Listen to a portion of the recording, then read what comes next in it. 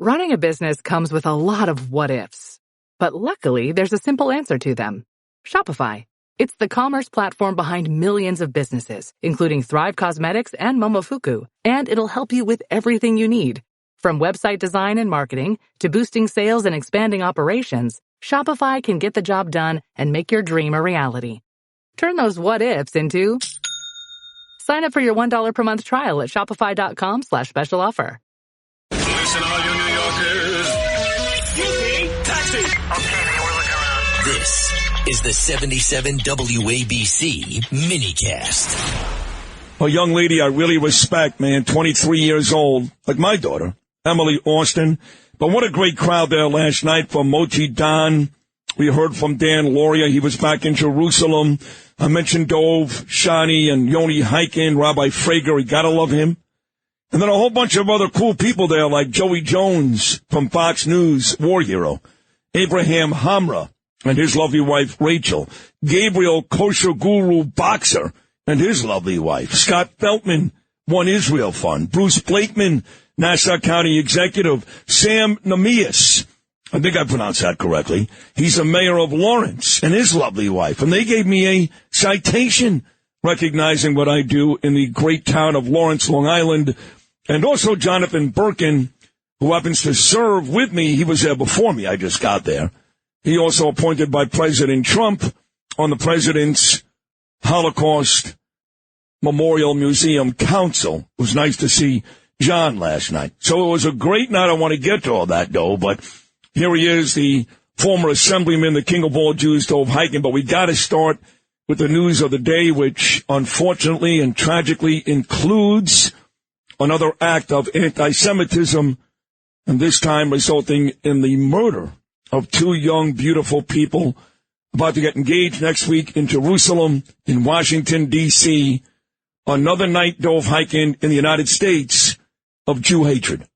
Yeah, Sid, good morning, and it was great to be with you last night. It was an amazing night, but when we found out what happened in Washington, two young people who were getting engaged. The young man, Yaron Lashinsky, bought the engagement ring, was going to get engaged. This beautiful young lady, Sarah Milgram. And they were both shot point blank by this Jew hater, this hater of America, by the name of Elias Rodriguez. And what's amazing, Sid, and scary, and I spoke about it last night when I introduced you, my concerns about the future and what's happening in this country. This guy, he committed this act of hate. He didn't try to escape, Sid. He didn't run away. He stood there and he said, as he was being arrested, I did it for Gaza and free Palestine. He was in no rush to get away. He was proud of what he did. And Sid, I blame AOC, Bernie Sanders. I blame the radicals, Democratic Party, the people who talk about, when they talk about Israel, they speak about genocide, that Israel is committing genocide, defending its civilian population against Hamas, against the Nazis of 2025. I mean, all of that rhetoric and hate that has been floating in this country day in and day out, professors at universities, students at universities, you know, the very best universities, Sid, the Ivy League universities.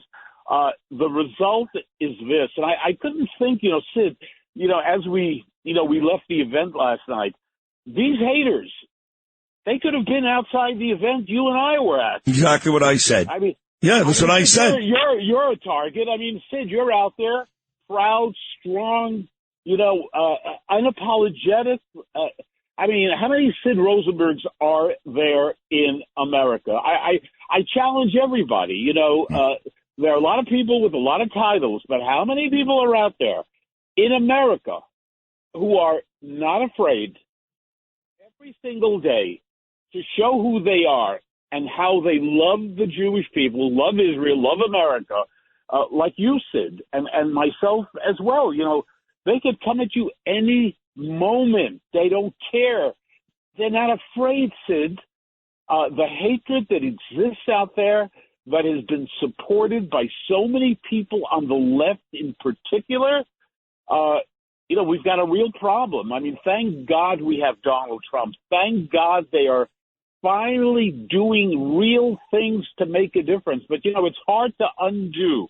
It's hard to undo all the hate that was permitted. 4 years of the Biden administration, they were, Sid, they were all against anti-Semitism. Hip, hip, hooray. By the way, Mandani is against anti-Semitism, too.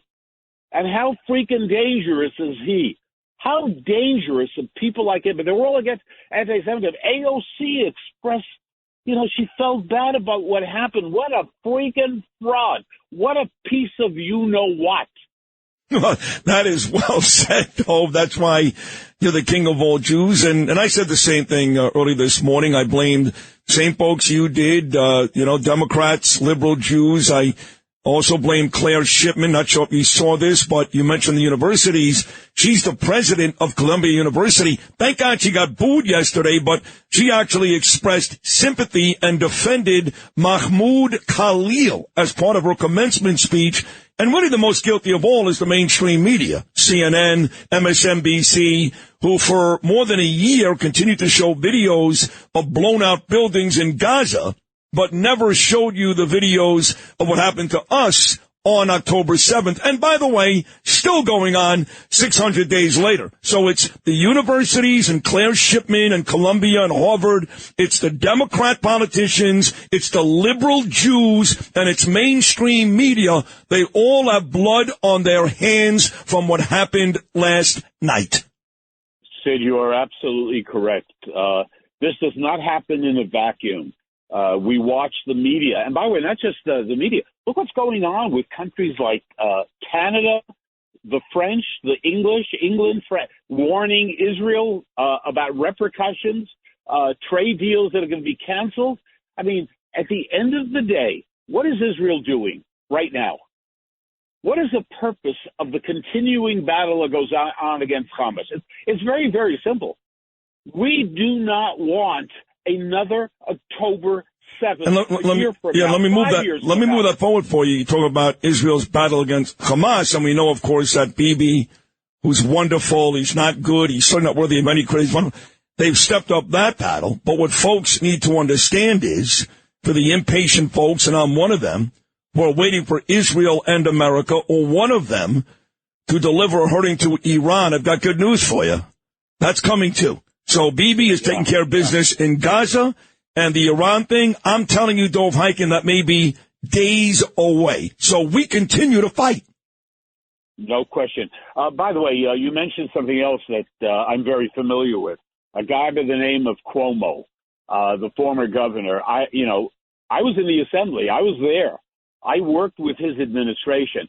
And I got to tell you, he is one of the most dangerous guys you could ever meet. I mean, and he's a great politician. Do not underestimate this guy. This guy is incredible, but he is dangerous. And I hope, that, I don't know what's going to be in terms of who the next mayor is going to be. I hope it's Curtis, but there's a long way to go. You cannot underestimate this guy, but I know him up close. And I'm going to be talking a lot more about it as we move into the actual political season. Bad guy, dangerous guy. He's so full of, the SHIT. He's so full of it on every single level. I mean, he indulged in anti-Semitism against the Jewish community, during COVID, and the stuff that went on during that period when he would get on television every single day. I mean, he was lying. He was being dishonest. He's responsible for the death of so many people through his policies. But he is the guy that's going to save us. I mean, if you buy that, let me tell you something. I got the Brooklyn Bridge for sale tomorrow. Well, the bridge, though, don't forget, it got hit by a Mexican Navy ship, so it's not so... You may want to sell them the Verrazano instead.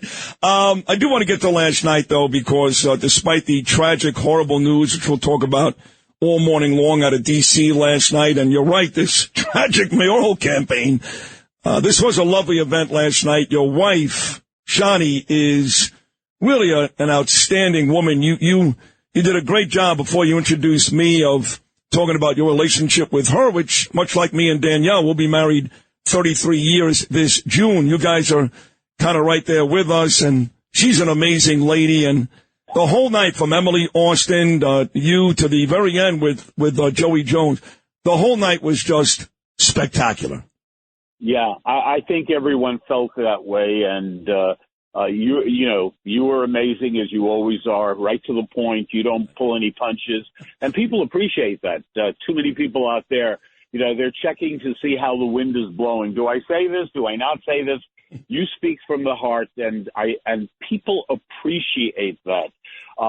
And about my wife, by the way, we're approaching 50 years wow. of being married, and I got to tell you, she is the real thing. Like your wife. Your wife is the real thing. I mean, Shani is. They don't make people like her. She really believes. She lives the things that she does for Jerusalem. People love her, Jew and non-Jew. She is the friendliest person I have ever met, the most real person I have ever met. And her commitment, like I said, she's not just my wife, she's my best friend. Yep. Just like your wife is your best friend, that's right? Yep. You come home, you kiss your wife like I do, because we get it. We understand that it's not just about us as individuals, it's about our partners. And without our partners, we don't get too far.